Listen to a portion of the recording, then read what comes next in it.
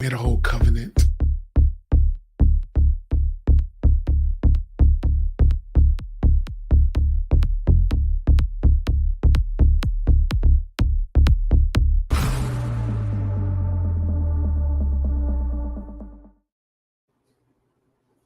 Hey, welcome back to another episode of Politics for the Culture. I'm your host, Senator Dwight Bullard.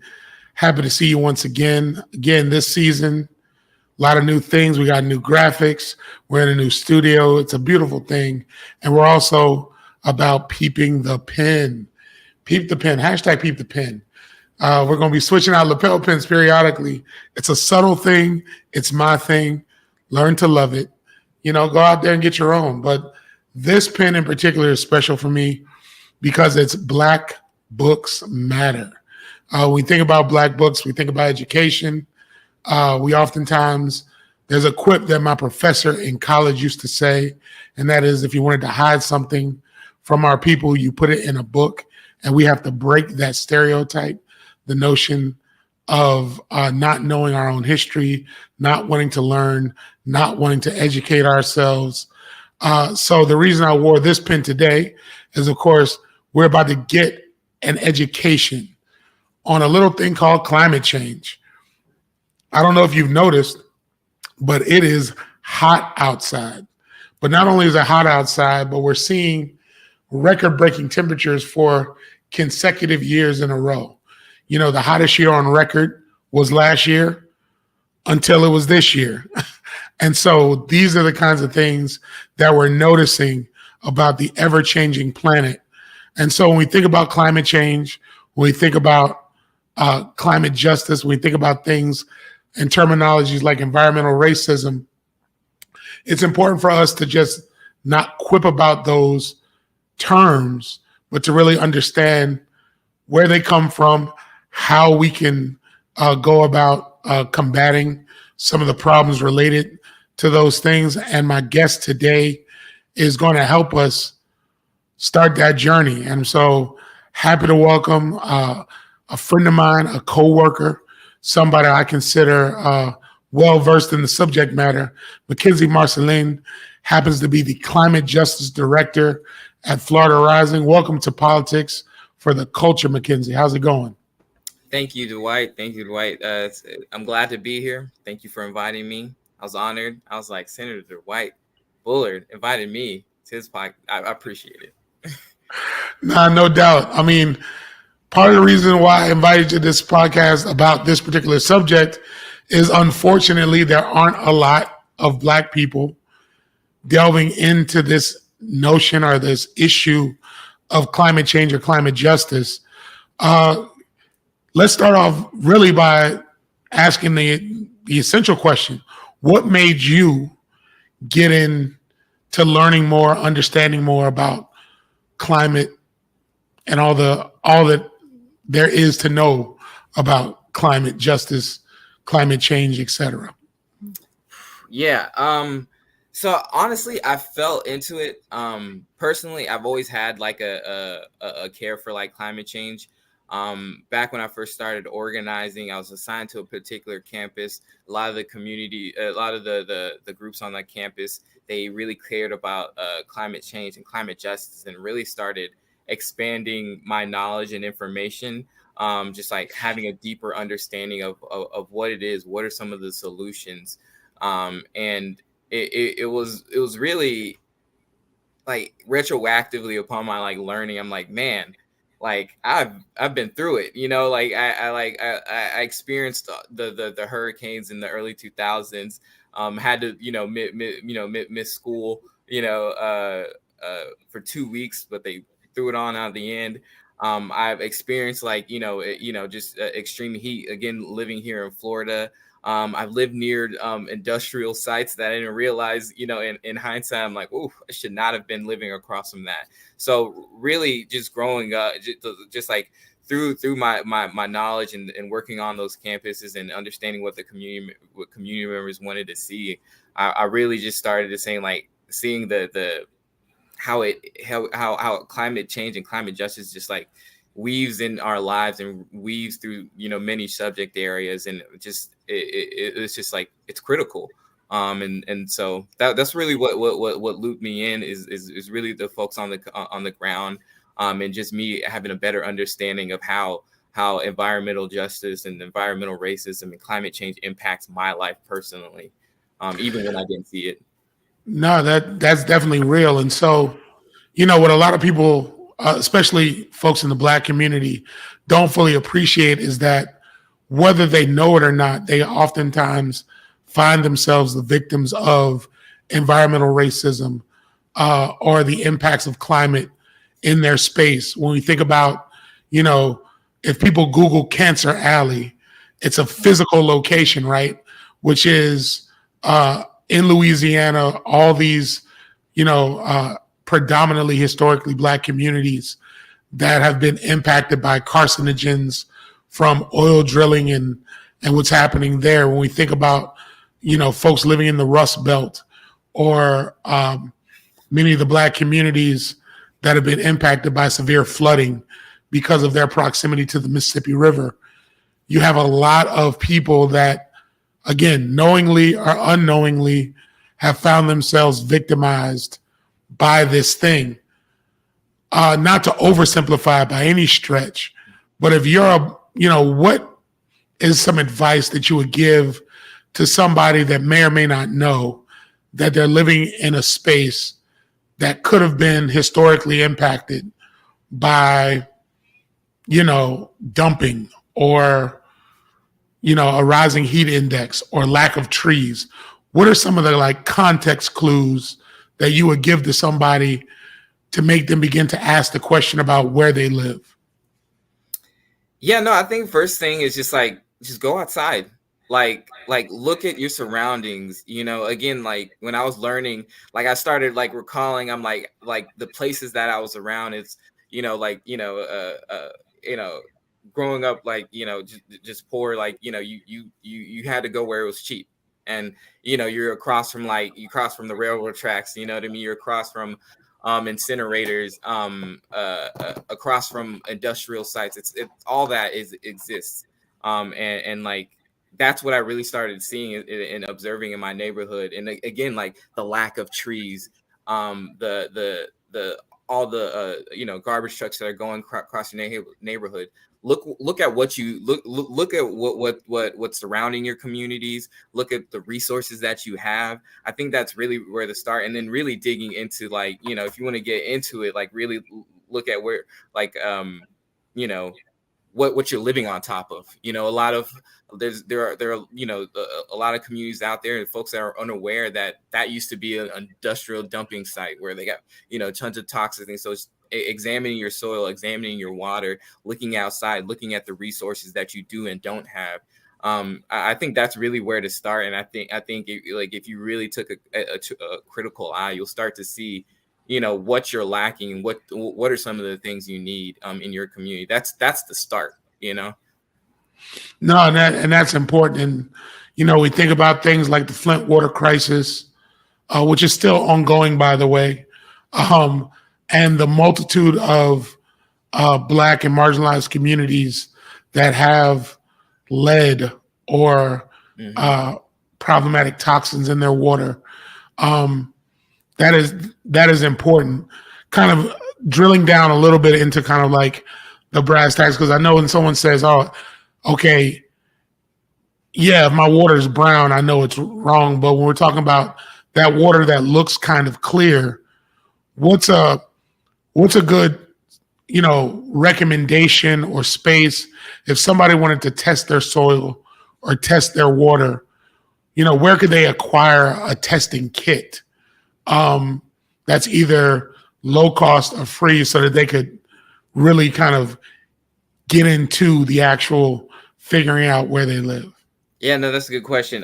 There are a lot of cheap water and soil testing equipment that you can find online.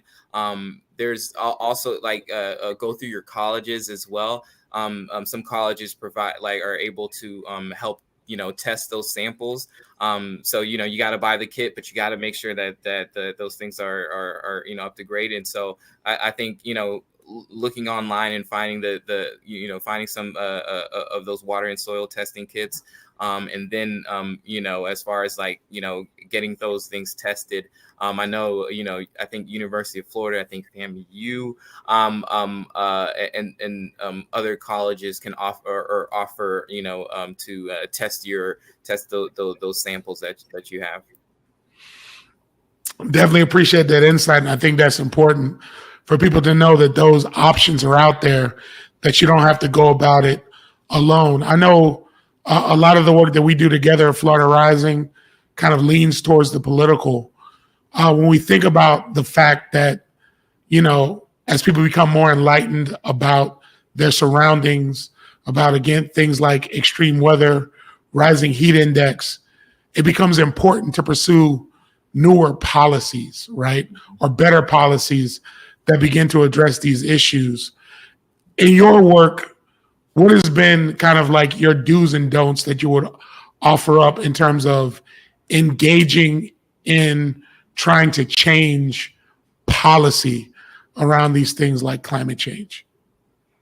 I think first thing for me, like, when you're talking to your legislator, don't expect them to know everything. I think that's, we have a lot of intelligent, elected officials out there, you being one of them, Dwight. But, we can't expect them to know every single thing, and I think, going into that space, understanding like that, that there's a lot to know, and you really just providing them that information. You're educating them on some of these topical information. So I think first and foremost, examining that. I think also look out for false solutions. That's happening a lot right now. I think, despite, a lot of climate change deniers out there, I think it's becoming more inevitable that we know climate change exists and it's happening. Like you said earlier, you walk outside, you feel it. You seen the smoke fires from Canada that's impacting the East. It's hot out here. Wildfires are apparent. The heat's getting more extreme. And what you're seeing now is folks trying to push a false solutions, right? And we really need to dive deep into, like, instead of thinking about how we can, maintain the system that currently exists, how can we change it? How can we transition into a better economy economy and society that benefits, our social well-being and the environment at the same time? Those are the things that we need to think forward when it comes to policy, instead of ways that push off the issue, like from 20, 30 years into the future. What are some things that we can change right now, and like in our communities, again, that focuses and at its core not on like wealth, not on extraction, but an economy that focuses on regeneration, that focuses on like, how can I better my community, myself, and my environment all at the same time? And if you go into it with that, I think that's really the first start in engaging with policy, understanding that not everyone knows everything, but that also we need to look out for some of those false solutions, and look into what we can do to really change our communities and our society as a whole. I feel that, getting a little more lighthearted as we kind of conclude this particular episode. And not to stereotype an entire group of people, but we know that there's, a real historical notion of why the Black communities become less aligned with agriculture, right? I mean, when you've had to engage in that forcibly for hundreds of years, there may be a notion of rejection of that. And then there's also the stereotype that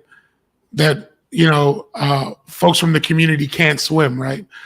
Mm-hmm. From your vantage point, why is it important for people to get back in alignment with knowing what they're eating, potentially growing their own food, or being involved in this notion of what farm to table means? And why is it also important for us to reclaim the water as well as a people from where you sit? Mm-hmm. I think, one of the big things, like, again, like why I really started like this journey of like climate justice is like looking at some of the solutions, you know what I mean? Like how we can radically change our world. How can we radically, change it in a way that benefits us all, especially the most marginalized among us, Black communities. And I think, that's really where it's at. Like we really can change things with so many ways with climate just solution. And also, like it really is reclaiming like where we were. You talked about how like be forcibly working on land, but not only that, but Black farmers for the for the last few decades have been forced out of their land, right? And forced into these concrete jungles, into those communities. I think it's our time to reclaim that, right? Reclaim our our culture, and reclaim our ancestors and how we worked on the land. You even again, you talked about how like we were Black communities were Black people were brought here to do labor, right? And along that travel, I recently heard how there were like women that had seeds, in their hair, bringing that over and keeping that culture and keeping those practices. And so for me, it's just returning to who we were, returning to what made us thrive, you know what I mean? And what made us whole. And I think that's really what, like, for me, like, I love being outside. I love nature. I love going on hikes. Yes, I love going on hikes. So I love seeing nature and experiencing like that fresh air. So it's just really just like returning to who we are, and I think that's really where it's at. And understanding that like the cities and cities that we live in, the industrial sites that we live across from, like that's not our normal environment. It's really out there being in the land and understanding how much it means to us, and like understanding that we are a part of the land, and like if we take care of the environment, we're taking care of ourselves. I hear that.